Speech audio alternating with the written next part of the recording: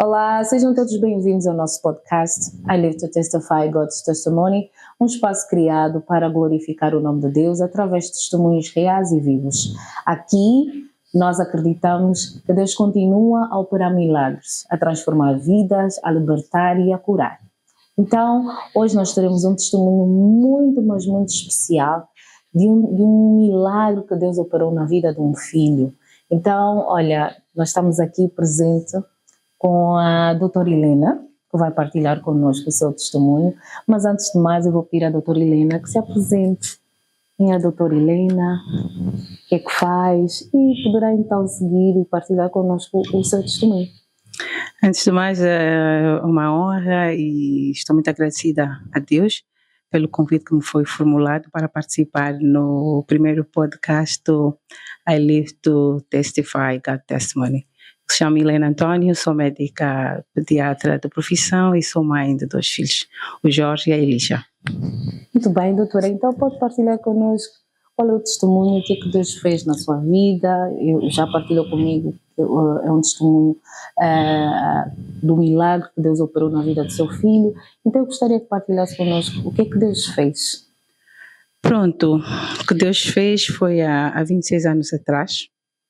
E como eu disse no início, é uma honra eu ter sido abençoada para vivenciar uma palavra que está em Hebreus 13:8. A palavra de Deus diz que Ele é o mesmo ontem, hoje e para sempre, que os milagres que Ele fez há 3.000 anos atrás continuam a ser feitos até a data de hoje, e eu fui abençoada e privilegiada de ter testemunhado um milagre que Deus fez na vida do meu filho há 26 anos. E para dizer já que foi este milagre que permitiu que eu fizesse uma virada na minha vida cristã, porque até então, antes disso acontecer na minha vida, que eu frequentava a igreja, ia, mas era tudo uma desportiva.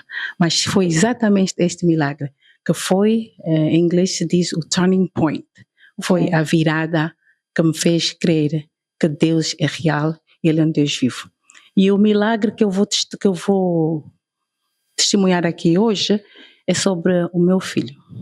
Hoje tem 26 anos, é o Jorge, o primeiro, e foi exatamente na vida dele que Deus operou. Eu, em 1999, emigrei para o Canadá, e eu, como sempre dizia na minha juventude, eu sempre dizia que quando eu fosse mãe, que eu gostaria que os meus filhos nascessem fora de Angola. Não sei por que, coisas da juventude. Mas como a palavra também de Deus diz, aquilo que a gente determina, que há um poder na nossa língua. E de facto, aquilo que um dia determinei, Deus permitiu que se concretizasse, mas Ele sabia o porquê. Porque depois dos eventos do que aconteceu na vida do meu filho, eu pude perceber o porquê que eu fui para o Canadá. Então, em 99, em dezembro, pronto, sonho da juventude, decidi emigrar. E quando eu descobri que estava grávida, estava em Angola, e então eu disse, é hora, porque eu sempre disse que eu não queria ter meus filhos em Angola. Nada contra o meu país, sou angolana, amo Angola, né? Perfeito. Mas pronto, foi uma decisão minha, foi um desejo que eu tinha.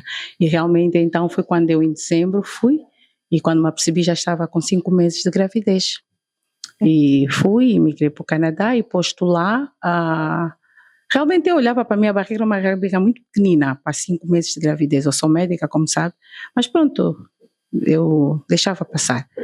Posto lá, os médicos, fui à primeira consulta, os médicos detectaram que meu filho não estava a desenvolver. E estava com crescimento restrito dentro do útero. E por força disso, com o risco que podia haver um parto prematuro, eles anteciparam isso, então resolveram me internar. E eu fiquei internada de janeiro de 2000, dia 16, se a memória não me falha, de 2000, e eu internei e fiquei até a data do dia 19, em que comecei com contrações fortes, porque a minha placenta, no entanto, tinha se deslocado, e vocês sabem que a placenta é o órgão que nutre o bebê. Quando esse órgão sai do seu lugar, né, vou falar em uma terminologia mais simples, e pronto, o bebê perde essa comunicação, nutrientes, conexão com a mãe, e então teve que ser tirado, né? Tivemos que fazer, decidiram pela cesariana. Doutora Helena, isso foi com quantos meses? Pronto, eu tinha aproximadamente nessa altura, nós com médicos falamos em semanas, né? tinha 29 semanas. Que representa aí mais ou menos 6 meses e meio, ainda não 7, são 29 semanas. Portanto, sabem que uma gravidez dura 40 semanas. Portanto, ele nasce com 29 semanas. Significa que nasceu com quase 3 meses antes do tempo. Muito imaturo. Muito imaturo. E o que aconteceu de lá para... Sim, depois disso, quando ele nasce, no dia 19 de fevereiro, ele nasceu extremamente pequenino quando eu olhei, porque eu vinha com a experiência de Angola, em que eu via bebês que nasciam com talvez até alguns maiores que meu filho e muitos não sobreviviam.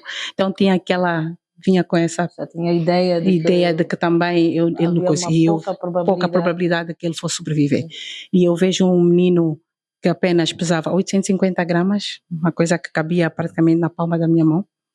E claro, aquilo assustou-me e não conseguia respirar. Os médicos pegaram nele, levaram logo, né, porque ele não podia ficar ali, gritou sim, chorou, mas levaram logo para ser ressuscitado e fazerem os cuidados que ele devia, os cuidados que ele devia receber. Puseram na incubadora e internaram-lhe logo, pronto. Isso no mesmo dia em que ele nasceu. Daí eu vi horas depois, né, estive na sala de resguardo, horas depois vieram-me apresentar e eu olhei para o meu filho e eu disse, eu não sei se esse miúdo vai sobreviver, porque a experiência que eu vinha de Angola e também a crença que eu ainda não tinha, né, desenvolvido na altura. E posto no internamento, ele ao 3º dia, portanto os bebês quando nascem prematuros sabem que eles nascem com órgãos tão imaturos e um dos órgãos que mais sofrem desta imaturidade é o pulmão. E eles tiveram que lhe dar um medicamento que era para ajudar a fortificar os pulmões dele, para ele poder conseguir respirar, mas mesmo assim ele não suportou, não tolerou a medicação que lhe deram e ele começou a sangrar pelos pulmões. Foi o primeiro sinal que eu disse, oh meu Deus, não sei o que é que vai acontecer com esse menino. Ele teve, como nós em medicina chamamos de hemorragia pulmonar. E dali puseram numa máquina para lhe ajudar ele a respirar. E ele, no entanto, aquela máquina, como ele já tinha tido hemorragia pulmonar, ele não tolerou, tiveram que colocar-lhe num aparelho maior, num ventilador, né, com mais potência para lhe ajudar. Então fomos até a unidade de terapia neonatal intensiva, onde ele ficou, posto lá nesta unidade. Aí 3 dias depois, também uma semana aí, ou 4 ou 5 dias de vida, ele teve o que nós em medicina chamamos, por causa do ventilador, da alta potência, e como ele já tinha tido sangramento, os pulmões muito fracos, ele teve o que nós chamamos de, pronto, eu vou usar um termo médico, né, pneumotórax, mas pneumotórax é como que o ar que está a entrar para também está a sair. Ele estava a acumular o ar fora do pulmão. E aquilo é uma condição gravíssima em que pôs-lhe entre a vida praticamente e a morte. Porque ele, a partir daí, teve 2 paragens cardiorrespiratórias, quer dizer, parou, por outras palavras, assim traduzido a gíria, morreu. E o coração parou. O coração parou e ele teve que ser ali ressuscitado. Fazer massagem cardíaca, dar medicação para ele voltar à vida. Aconteceu com 800 gramas. 800 gramas. Cabia na palma de uma mão. Exatamente. E neste processo de reanimação, inclusive, ele teve costelas fraturadas. Teve 2 costelas fraturadas, porque aquilo tem que fazer massagem cardíaca, e dali ele não quebraram 2 costelas. Ele depois recuperou dessa primeira paragem, mas minutos depois teve outra segunda paragem, o mesmo procedimento tiveram que fazer para reanimar. Ele voltou, o coração voltou a bater, voltaram a lhe pôr no ventilador, e com isso, com todas essas alterações, ele começou a ter mais complicações ainda, decorrentes desse processo todo de reanimação. Começou a teve sangramento no cérebro, e sim, teve também a nível dos olhos, que é próprio dos prematuros, e por causa também dele estar sobre oxigênio e tal, também afetou-lhe os olhos, teve o que nós em medicina chamamos de retinopatia, que afeta, pronto, teve cego. Por outras palavras mais simples, chegou a cegar, tanto mais que ele foi operado a laser para recuperar aí parte de 80% da visão que ele tinha praticamente perdido já. Isto tudo neste período que ele ainda pesava 800 gramas. Sim, 800, e perdeu mais, porque com esse processo ele estava a perder mais, aí estamos a falar de qualquer coisa, tinha ido abaixo dos 600 gramas, já tinha perdido mais, que o próprio dos bebés perde naturalmente na primeira semana, ele depois com esse processo ainda perdeu mais. E pronto, daí em diante as complicações só foram aumentando, teve sangramento no crânio, na cabeça, teve o problema da visão, teve processos de infecção também, e com isso os médicos começaram a se desesperar. E como é que você, durante esse período, neste processo todo, como é que você como mãe sentia naquele momento? Como mãe, foi um sentimento claro, muito triste. Primeiro filho, ninguém espera a tua primeira gravidez, o primeiro filho ter essa experiência. Depois num país distante, sem a minha família, sem a minha mãe, sem meus pais, sem as minhas irmãs, e ter essa experiência foi extremamente duro, muito difícil, e eu só tive mesmo que me agarrar a Deus. Era a única esperança que eu tinha. Tinha o pessoal da igreja que eu comecei a frequentar lá, que pronto, na altura, lá no Canadá, e é a Deus que eu me agarrei, e eu comecei, não via outra esperança, que era mesmo só orar, porque do jeito que as coisas estavam a evoluir, disse, eu só tenho que entregar a Deus. E realmente foi dali que, como eu disse no início, foi a virada para a minha vida cristã, porque eu realmente testemunhei um milagre acontecer na minha à frente de mim, tantos mais que os próprios médicos que na altura estavam a seguir o meu filho. Tinha um médico que hoje é falecido, o Dr. McDonald, que é um neonatologista de muita experiência. Na altura ele já tinha cerca de 70 e tal anos, já tinha visto bebés como o meu filho, e ele próprio disse, na reunião que nós tínhamos tido, que ele disse que todas as crianças que tiveram a evolução que o meu filho teve, ele nunca viu sobreviver, e que se o meu filho sobrevivesse, no mínimo seria, pronto, eu vou usar um termo que não é muito bom de se usar, mas é o que dizem que iria ser um vegetal, que ele não iria fazer nada, por causa das complicações que ele estava a sofrer, que ele não acreditava que se ele saísse vivo, seria um ser normal. Mas Deus, nosso Deus é tão bom que ele provou que a última palavra é dele. E ele provou aquilo que nós tínhamos, que quando o limite do homem chega, ele começa a trabalhar. E foi justamente nisso, quando os médicos desistiram, inclusive nós tivemos um meeting, uma reunião, né, onde estavam todo o pessoal que estava envolvido a trabalhar com o meu filho, que era para nós, os pais, decidirmos então, para dar consentimento para eles poderem desconectá-lo das máquinas de suporte. Pronto, lá no Canadá, pela ética médica, o médico não pode por si só tomar a decisão de retirar o suporte de vida, então nós tínhamos que dar esse consentimento. E é nessa reunião que nós tivemos, em que o médico nos pôs clarificaram tudo que estava a passar, o cenário, e disseram que que nós estávamos a causar mais dano do que ajudá-lo, né? E por potencial, pronto, fazer com que ele se calhar no futuro tivesse muitas mais complicações se conseguisse ultrapassar aquilo, que era melhor nós desconectarmos o ventilador. E aí realmente a única esperança que eu tive, que eu deixei, foi em Deus. Eu disse, se os homens já desistiram, já fizeram tudo o que eles poderiam fazer, estão no limite deles, e hoje chegam esse momento em que eles querem que nós tomamos essa decisão, então eu deixo a ti. Claro, eu como mãe naquele momento estava completamente destroçada, o pai tomou o comando, e graças a Deus foi o pai guiado por Deus também, porque aquilo foi uma resposta que Deus pôs no coração dele. Está no controle, está sim. Okay. E o pai respondeu ao médico que eles queriam que nós decidíssemos já na hora, que tomássemos a decisão já na hora. E o pai disse, não, se é da vontade de Deus, se Deus quer ela aqui, mesmo com o ventilador, ele vai apagar.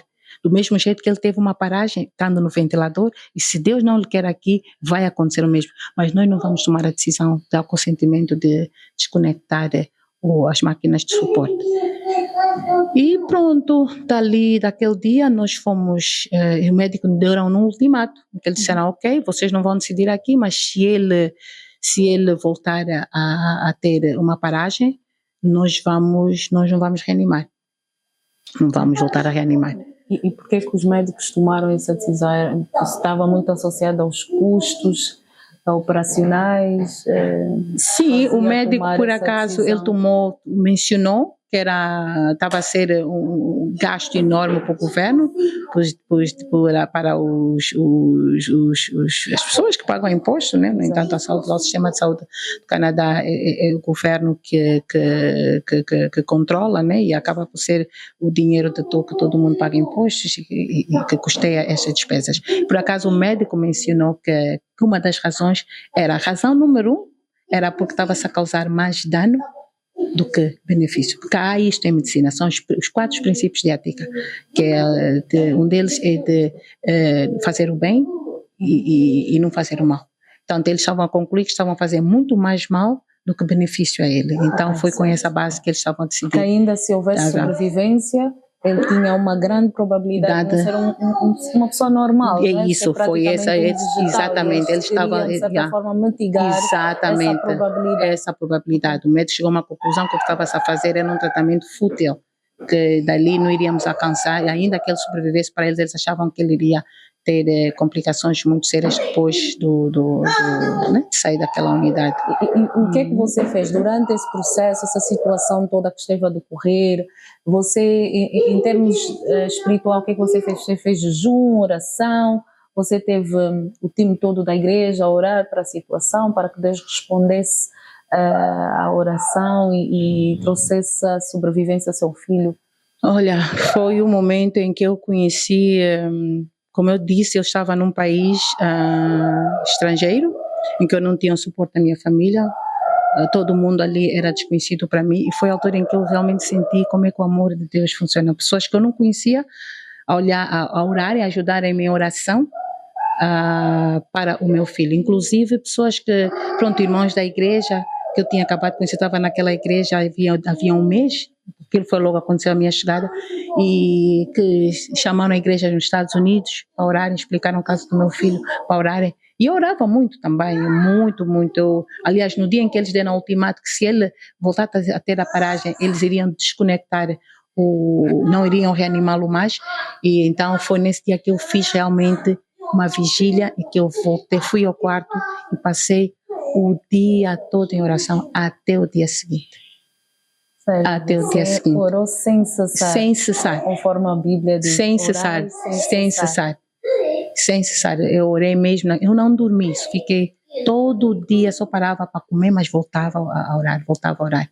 E realmente no dia seguinte, porque nessa altura em que eles tomaram essa decisão, ele tinha 3 tubos dreno, como nós chamamos, ligados ao tórax dele, para poder drenar o ar que ele entrava e saía, que ele não estava, porque ele tinha o pulmão já praticamente danificado, então o ar que entrava, ele não coisa. E eles punham um dreno para ter aquilo, né?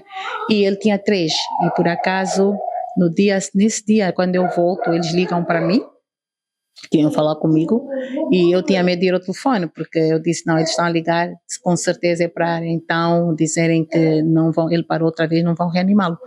E o que é que nós fizemos? Eu mandei alguém que estava comigo ter o telefone, falar com a enfermeira lá eles não podem dar notícias sem ser o familiar direto, então eles mandaram chamar, eu fui ao telefone, e de lá a enfermeira deu uma notícia, disse, olha, nós não sabemos como, mas o teu filho, de ontem para hoje, só obtemos melhorias. Lembras que ele ontem tinha 3 drenos, 3 tubos, hoje só retiramos um, faltam 2, estamos numa iminência de considerar tirar o segundo. Uau. Foi depois desta noite, desta vigília, no dia seguinte oração, só tivemos notícias boas. Orar sem cessar. Deus opera mesmo milagres. Operou mesmo um grande milagre. Dali em diante, depois desta oração, desta vigília, de pessoas da igreja que estavam a orar, de pessoas que estavam nos outros países, nos Estados Unidos, conforme disse que havia irmãos também a orar, depois disso foi mesmo a virada, porque ele dali só foi melhoria para os dias. Ele era só boa notícia, olha, já tiramos isso, olha, já vamos tirar isso, olha, ele, ok, vai ser operado, porque ele tinha perdido 80% aí da visão dele, vamos fazer a terapia laser. Oramos para isso também, recuperou a visão dele, foi uma cirurgia que correu significativamente muito bem, recuperamos a visão dele, até a data que ele teve alta. Ele teve alta com quanto tempo? Ele teve alta, ele ficou 5 meses na unidade de terapia intensiva, ele teve alta no dia 5 de dezembro, vê que eu me lembro tão bem aquilo foi tão forte que eu lembro das datas perfeitamente. Ele teve alta no dia 5 de junho de 2000. E nesta unidade, a história dele foi tão marcante que os próprios médicos trabalharam com ele, chamavam-lhe Miracle Baby. E a posterior, doutora Helena, depois do seu filho obter a alta do hospital, o que é que aconteceu? Como é que o seu filho reagiu? Teve alguma sequela ou não? Ou depois esteve bem? Pronto, conforme eu disse, ele teve 5 meses internado numa unidade de terapia intensiva. Teve alta assim no dia 5 de junho de 2000. E no dia da alta, realmente tivemos outra reunião para os médicos darem então o feedback, né?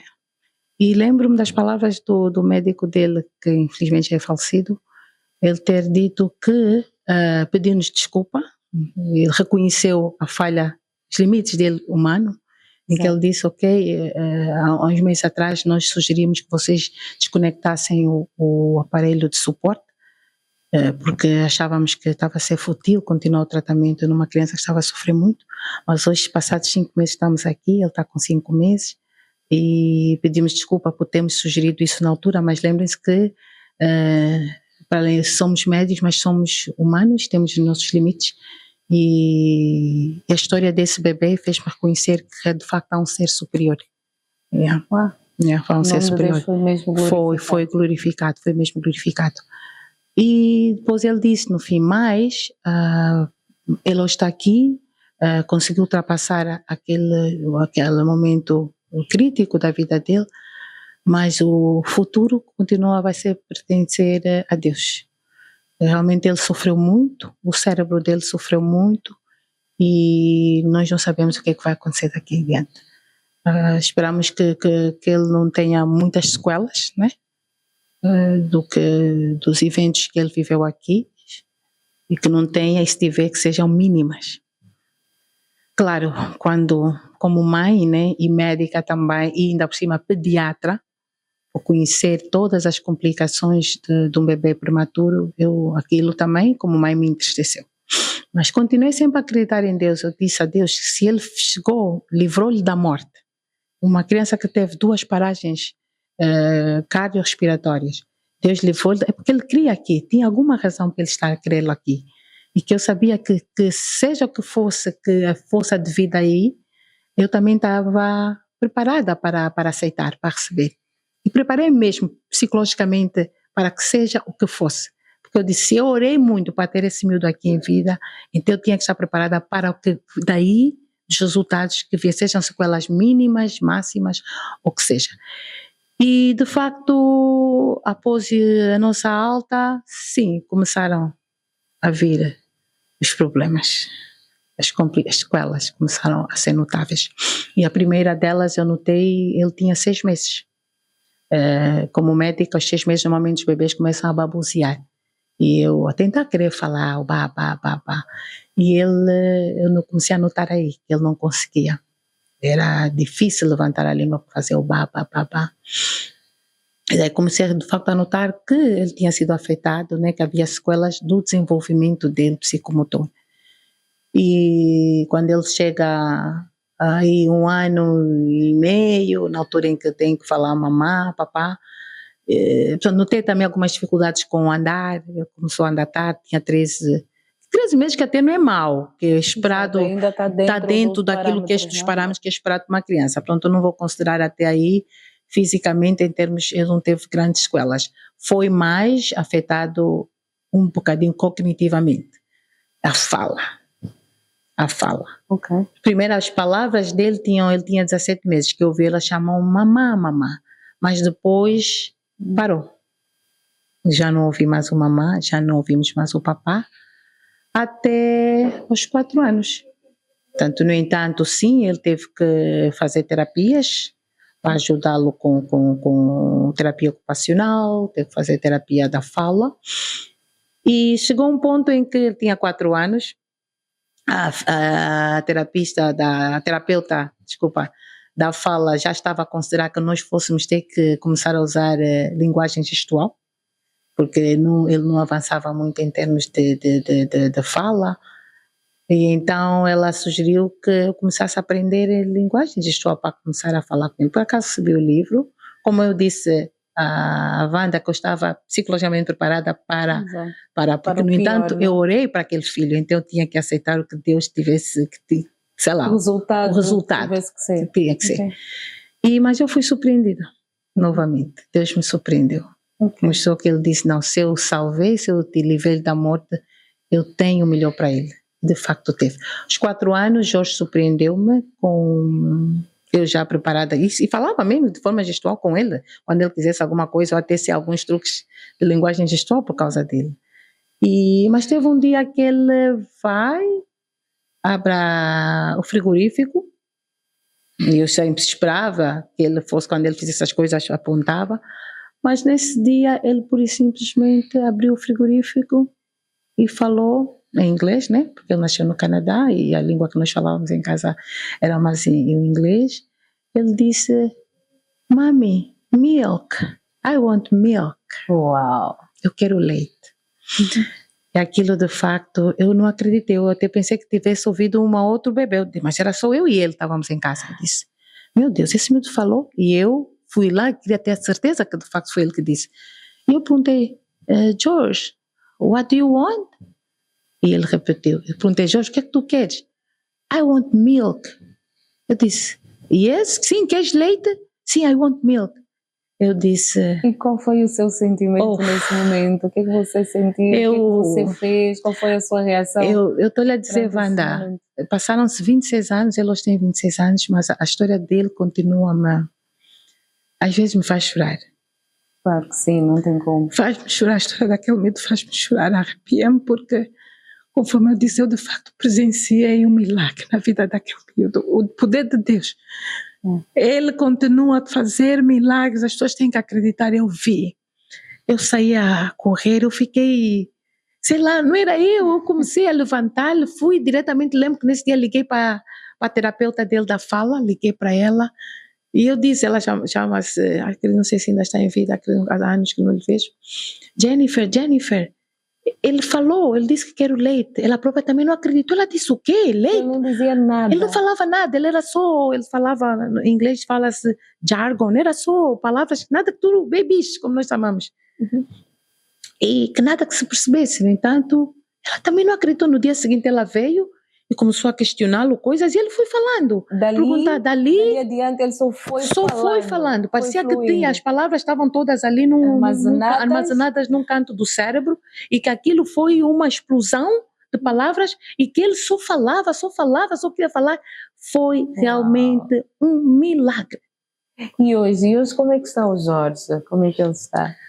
O Jorge é um moço já de 26 anos, um bonitão, um broto, um homem grande, para quem nasceu com pesando 850 gramas, tem 1,80 m e tal de altura, inteligentíssimo, fluente, claro, algumas limitações, né, mas mínimas.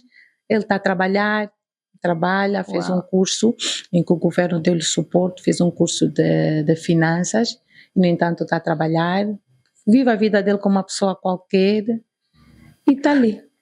Um grande milagre, de facto. Uau, excelente. É uma maravilha ouvir aquilo que Deus faz e que Ele continua a operar milagres na vida daqueles que creem. Diga-me, o que é que perante esse testemunho, este milagre que Deus operou e nós conseguimos hoje testificar que sim, foi um milagre de Deus, o que é que você tirou como lição de Deus diante desse processo? O que é que mudou para si em termos de como é que você passou a ver Deus? Como é que você passou a crer? Porque disse-me que anteriormente você não acreditava tanto. Embora ia à igreja, frequentava, mas não era assim alguém que cria muito em Deus. Após esse processo, após essa situação, como é que você passou a ver Deus? Qual foi a sua maior lição sobre Deus? Wanda, conforme eu disse logo no início, a história do meu filho foi a virada, a minha vida como cristã. Porque até então, conforme eu já mencionei, eu e a igreja era jovem também na altura. Então era tudo na forma, quer dizer, tipo, estou aí por ir. Estou aí porque a minha mãe diz tenho que ir ao domingo, mas eu não sabia da Bíblia, mas não lia, não sabia nada. E a história do Jorge foi realmente o que me mudou como pessoa, como cristã, o que me fez crer, digo mesmo a palavra crer, que Deus é um Deus vivo e que Ele continua a operar milagres nas nossas vidas. O que está escrito em Hebreus 13:8, em que Ele diz, eu sou mesmo ontem, hoje e para sempre, é real. O mesmo Deus, mesmo Jesus de há 3.000 anos atrás, que fez milagres, continua a fazer até agora. E isso eu testemunhei na vida do meu filho, porque eu sou médica. Eu própria estou aqui a falar, eu já ressuscitei bebês que hoje não estão aqui entre nós. Bebês do tamanho dele, ainda até maiores, que não foram prematuros. Já ressuscitei, mas não estão entre nós. Mas o Jorge, Deus operou de facto um milagre na vida daquela criança. Teve 2 paragens, parou, morreu, como eu digo. E Deus ressuscitou-lhe. Isso é o maior milagre. Isso é o maior milagre. É o maior milagre. Então, este Deus, creiam que Ele continua a operar milagres. Continua a fazer o que Ele fez, aqueles milagres todos que nós testemunhamos na Bíblia, né? Cura de cegos, tudo o que Ele fez lá, Ele continua a operar agora. E operou na vida do meu filho, porque eu testemunhei isso. Não é um conto de fadas, é o que eu vivi. É verdade, é verdade. Eu consigo, com o seu testemunho, relembrar de várias histórias bíblicas, não é? Em que Deus ressuscitou, porque o seu filho foi ressuscitado. Deus ressuscitou os mortos. Isto é prova de que Deus continua a ressuscitar. Isso é prova, você falou que o seu filho praticamente esteve cego. Deus deu vista aos cegos. Isso é prova que Deus continua a dar vista aos cegos. E mais outras situações, não é? Que você esteve aqui a mencionar, libertou inclusive a fala do seu filho. Então, o Deus de ontem, eu vou fechar esse programa, não é? Com estas palavras, o Deus de ontem é o Deus de hoje, é o Deus que continua a operar milagres nas nossas vidas. Então creia, você que está do outro lado, creia que Deus é real e tudo aquilo que Ele prometeu, tudo aquilo que Ele fez ontem, curou, libertou, transformou vidas, Ele continua a fazer e quer fazer muito mais. Então, palavras-chave que eu vou pedir à doutora Helena para deixar aqui aos nossos ouvintes, porque eu com o seu testemunho eu tirei várias palavras extremamente chaves que vou levar comigo, ok? Então, queria que a doutora Helena deixasse uma palavra-chave para as pessoas que estão ali do outro lado, a nos ouvirem, a ouvirem esse podcast. O que a doutora Helena iria deixar? Pronto, o que eu vou deixar é que as pessoas creiam, acreditem que Deus é real, acreditem que o mesmo Deus de ontem, de hoje e o para sempre, esse Deus que está aqui, e que sempre precisarem dele, vão à busca dele, vão à busca que ele é mesmo real. Os milagres que estão descritos por Jesus são reais, Ele continua a operar, é só nós o buscarmos, tá bem? E ter fé e acreditar. Foi o que eu fiz no momento em que eu mais me senti desesperada, em que eu senti que não tinha onde me virar. Eu virei-me a Deus e Ele me trouxe aquele consolo. E hoje está aqui o meu filho, hoje tem 26 anos e está aí um jovem, um broto, como eu digo, e está bem, está bem. Havia um propósito, por isso é que ele está aqui. Então, creiam sempre, acreditem. Está bem? Ok, muito obrigada, doutora Helena, pelo seu testemunho maravilhoso, que acabou por iluminar as nossas vidas e fazer-nos mais e mais relembrar que Deus é real e que Ele continua a operar milagres.